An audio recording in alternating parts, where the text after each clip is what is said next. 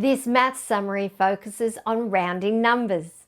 Sometimes when we're working with numbers, we need an exact number, an exact total or answer.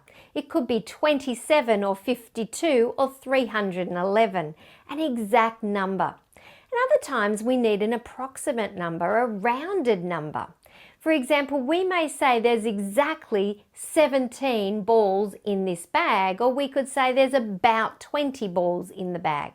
I rounded that number 17 to the nearest 10.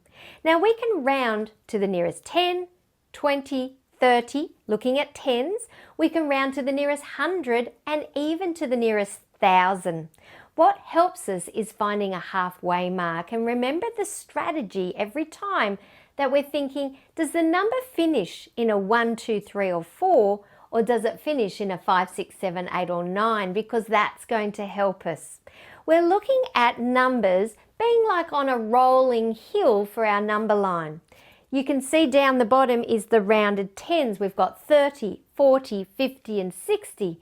And halfway, exactly halfway, is in the middle at the very top of each hill. Now picture the analogy that you're kicking a ball, and the ball may go up part of the way but not actually get to the top of the mountain. For example, we could kick the ball and it could get to number 33. Well, 33 is much closer to the number 30 than it is to the number 40. So the ball would roll back down to 30. Remember, when we finish with a 1, 2, 3 or 4, it's going to round down to the lower group of 10. But if we got all the way over and down to 38, it's going to keep going to the nearest 10, which would be 40.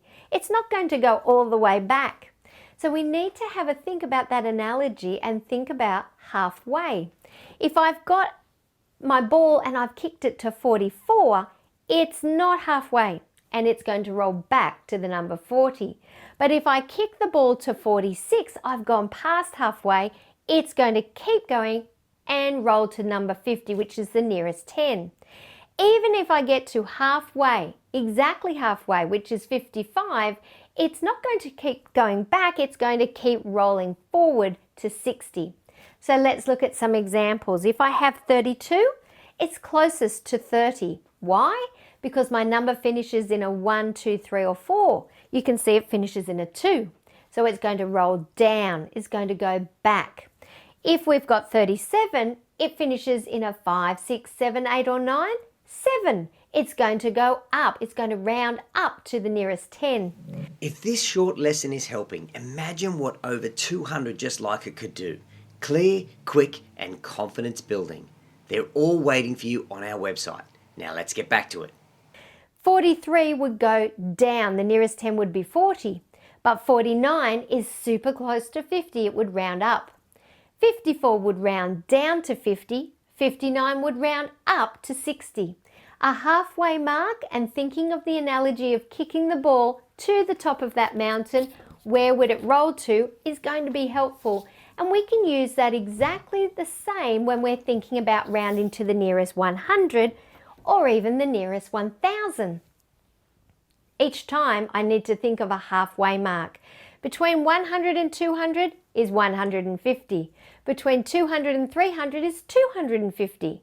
Now thinking of the ball analogy, if I kick the ball and I get to 140, it's going to round down to the closest 100, which is 100.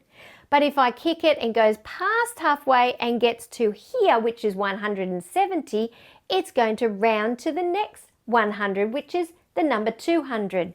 If I get to 215, it's only here. It will round down to 200. But if I get to 295, it's gone over halfway and it's super close to the nearest 100, being 300. The same idea for thousands. What's the halfway mark for thousands? Well, between 1,000 and 2,000 is 1,500.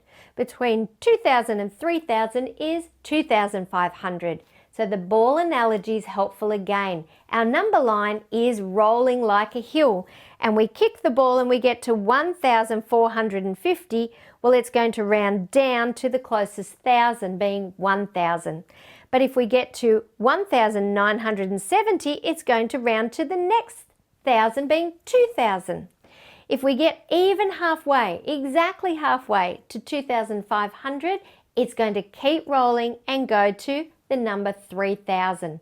So we can round to the nearest 10, we can round to the nearest 100, and we can round to the nearest 1,000, thinking, where would it be on our rolling hill, our rolling number line? What would happen if it got to halfway? What would happen if it doesn't get to halfway? What would happen if it goes past halfway? We're thinking about rounding our numbers so we can say, I've got about this many, rather than an exact number. So it's a number skill and strategy that we use in everyday life that we're going to practice.